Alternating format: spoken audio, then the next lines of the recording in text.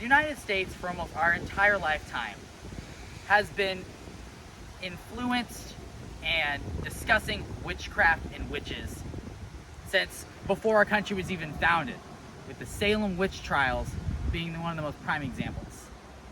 Just under 30 miles away from Eastern Illinois' campus, we see this tree right here, known as the Chesterville Witch's Grave.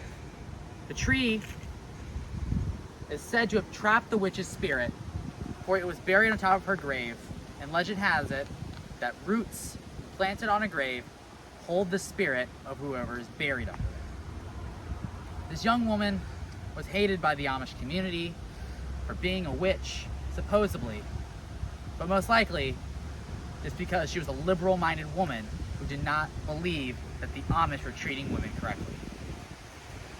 The tree here has a metal fence around it and a gashing. The metal fence was put in recently after she was buried and the tree was planted to protect people from hurting the tree and getting it taken down to release the spirit. The tree eventually overgrew the metal fence and has grown larger every single year.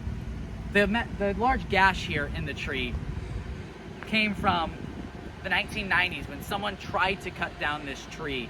People have started putting pennies in there.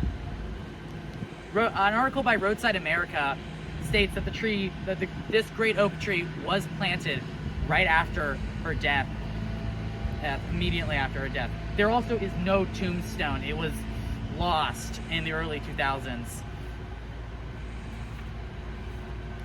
The most common legend about the witch comes from the St. Louis Paranormal Research Society.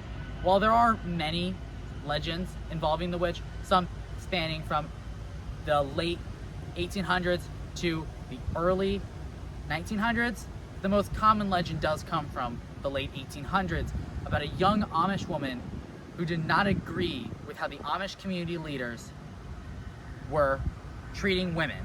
So she spoke out against them. They shunned her and turned against her and eventually put her on trial for being a witch and hung her. She was then buried right here in the Chesterville Cemetery for all to see.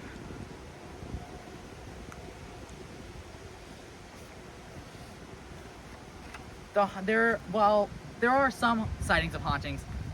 Most hauntings don't usually happen, mostly because it is stated that her spirit is held within the roots of the tree, so the witch can just not haunt people that is there.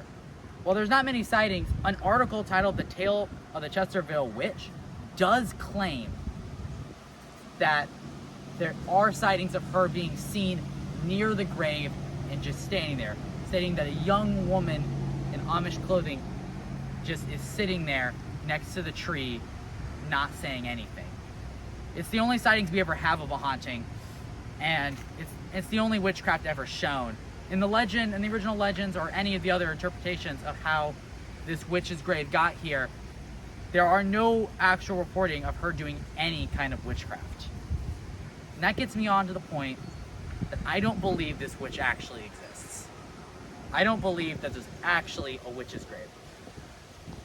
There are way too many legends stating, and they're very different, with legends saying that she was an old woman in the 19th century to a young woman in the beginning of the 20th century. These vastly different versions of her death, with some being hung, some having her found dead in a farmer's field, it does not become conclusive evidence that she exists. None of the legends even state that she did any kind of witchcraft. Most of them just state that she was a liberal-minded woman who was accused of being a witch by the Amish elders. And also, there is almost no sightings of any kind of supernatural events going on about the witch. So there's no evidence to say that she actually existed. While the witch might be trapped in this tree, or maybe not even exist, her memory still torments the Amish community in Illinois today.